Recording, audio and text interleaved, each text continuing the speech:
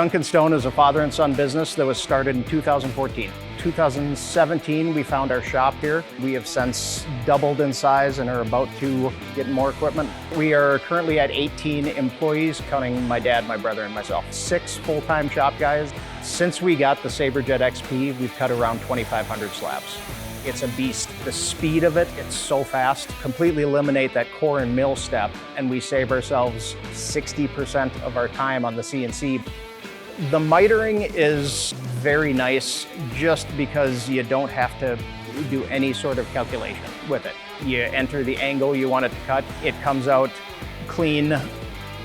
The ability to absolutely control waste. Any granite shop knows that stone going into the dumpster is money just wasted. We can work it so there's 2 to 5% waste as opposed to throwing away 15–20% of the slab.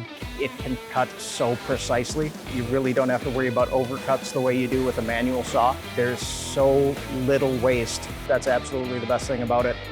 You will only be happy with it. It's a great machine with really high quality, knowledgeable people. Both selling it and maintaining it is definitely top notch. From the beginning, there was really no question we were going to go with park. We know the service is going to be almost immediate.